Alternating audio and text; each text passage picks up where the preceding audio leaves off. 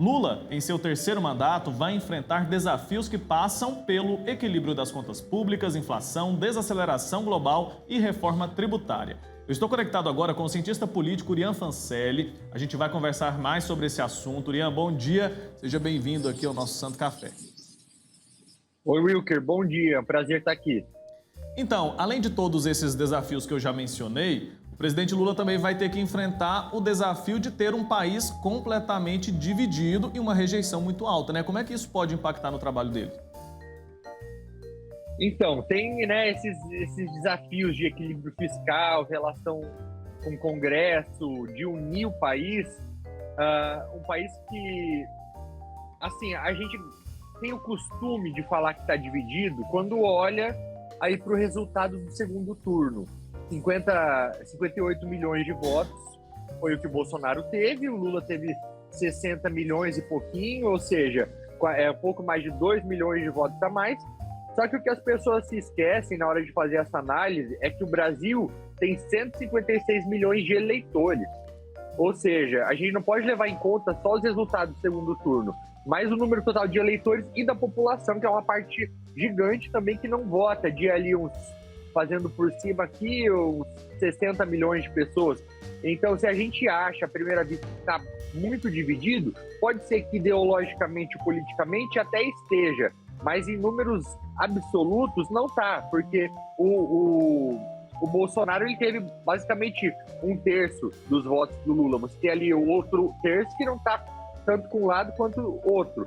O que a gente tem que torcer para que aconteça é que ele, de fato, tente unir o país e que não explore essa divisão em seu próprio benefício, como foi que o Bolsonaro fez ali atrás em 2018, que ele aproveitou do momento de polarização lá de trás para acentuar isso e tentar se perpetuar no poder.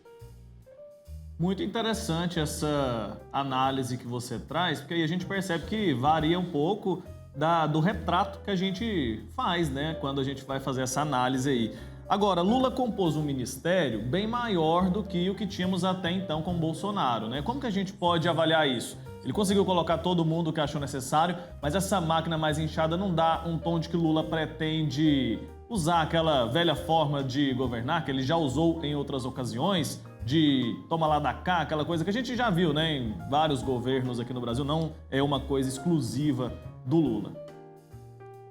A gente fala em loteamento do Congresso, do toma lá da cá, isso sempre tem uma conotação negativa, até porque, de certa maneira, mas é algo comum, que acontece no mundo inteiro. Você sempre precisa compor um governo para ter uma maioria no Congresso.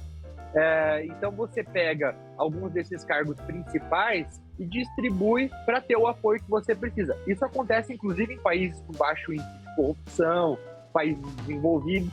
Só que qual é talvez o diferencial, o principal desafio do Lula agora? No primeiro mandato, ele conseguiu a governabilidade através do mensalão. No segundo, ele fez um loteamento maior de cargos para os outros partidos e também que acabou culminando no Petrolão lá na frente, né? E no terceiro, ele enfrenta aí uma situação um pouco diferente, porque é um Congresso muito bolsonarista. O maior partido hoje da Câmara é o PL, que tem 99 deputados eleitos.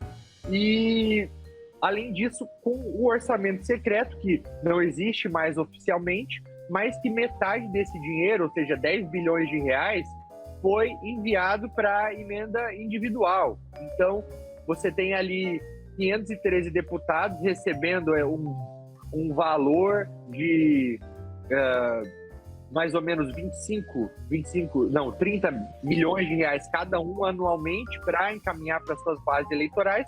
E então esse apoio vai ser um pouquinho caro.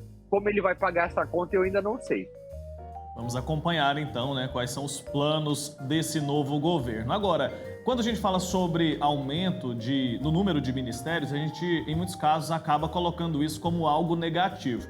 Mas a gente também pode analisar por outro ponto. A gente ter menos ministérios, mas ministérios mais ineficientes, às vezes custa mais caro, né? Eu sempre defendo eficiência. E a eficiência é você sempre fazer o máximo possível gastando menos.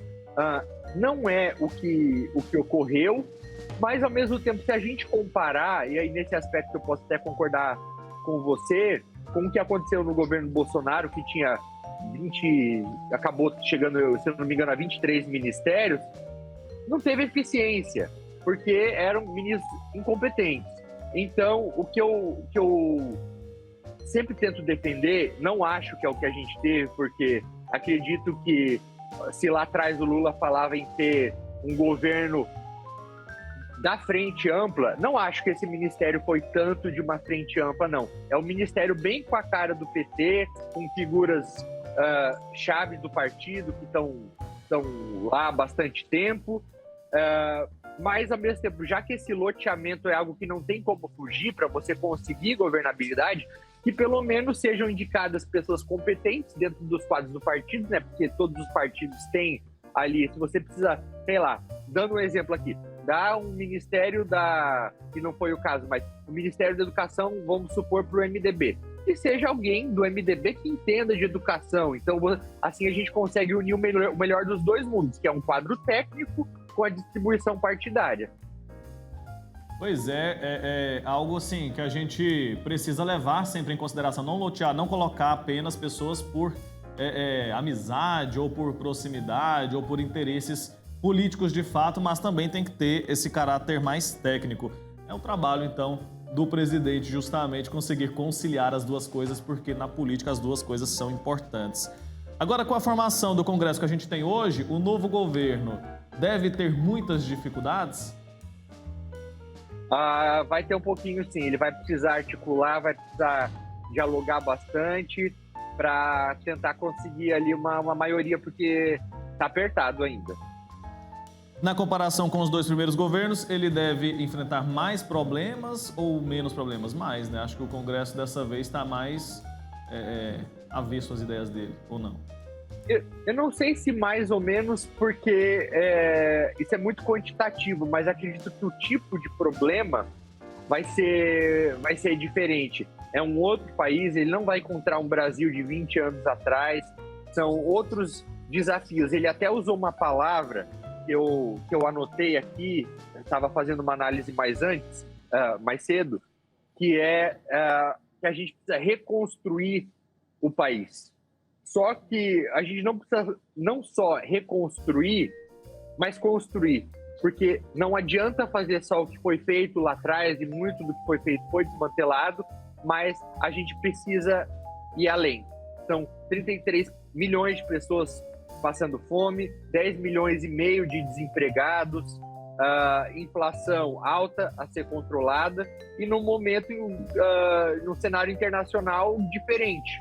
Não vai ter, por exemplo, agora um boom das commodities tão grande quanto estava tendo lá atrás, que foi algo que o governo Lula conseguiu pegar uma carona. Certo.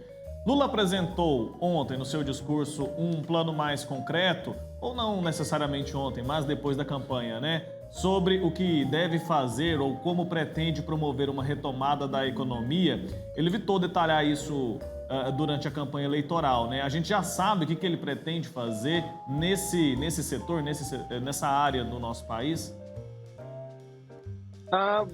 Mais ou menos, não está tão claro ainda. Ele já deu alguns sinais de que vai levar para um lado, talvez, de industrialização, para geração de empregos, mas teve algo que me chamou bastante atenção no discurso ontem, que foi em 2000, no começo dos anos 2000, quando ele foi eleito, ele usou durante o discurso de posse, durante 4 ou 5 vezes, o termo combater a corrupção ou luta contra a corrupção. E foi algo que ontem não apareceu nenhuma vez, não mencionou em nenhum momento. Lembrando que corrupção não envolve só o cargo do presidente, mas também Congresso, ministérios, e o Brasil é um dos países mais corruptos do mundo. Então, isso tem que também ser prioridade. O que eu acho é que talvez eles não acharam que... talvez não tivesse até, de alguma maneira, moral para falar sobre esse assunto, mas é algo que tem que ficar no radar e cabe à população, inclusive quem está assistindo agora, cobrar. Com certeza. E como cumprir a promessa eleitoral de mais gastos sociais e investimentos, ao mesmo tempo que se reorganizam as contas públicas? Como que ele vai conciliar essas duas coisas, gastar mais e equilibrar as contas? Eu me pergunto a mesma coisa, Wilker. Mas algo que deveria ser feito era cortar gastos. Só que eu não sei como você corta gastos tendo, por exemplo, 37 ministérios. Muito mais do que a gente tem hoje, né? E como cumprir essa que a gente já respondeu praticamente nessa questão dessa quantidade de ministérios, mas o teto de gastos. Acho que essa é outra questão que a gente tem tido muito imbróglio. O governo Bolsonaro furou esse teto de gastos várias vezes, usou como justificativa para outras questões. Como que a gente analisa a questão do teto de gastos agora no governo Lula? Ele chegou já a criticar veementemente esse teto de gastos. Será que deve vir alguma medida para alterar isso, além, claro, da PEC da transição? Eu acredito que deveria, isso também é defendido por vários economistas, porque o que acontece? O teto de gastos ele foi criado lá atrás no governo Temer para não deixar o governo gastar mais do que deveria, porque no final das contas, quando a gente gasta muito, isso se torna inflação e quem paga o preço final é a população. A gente não quer que a população pague essa conta. Então, quando você cria um mecanismo que está atrelado à Constituição e vai constantemente desrespeitando isso e furando, banaliza e perde a necessidade dele existir. Até ele existe em outros países, mas talvez fosse o caso, e eu acredito que é isso que vai acontecer, acredito que até agosto o governo vai apresentar uma nova âncora fiscal para, de repente, ter algum tipo de outro mecanismo, que seja simplesmente uma lei ordinária ou algo que né, não tem por que você ter um mecanismo atrelado à Constituição se você vai ficar desrespeitando. Então, vamos encontrar outra maneira.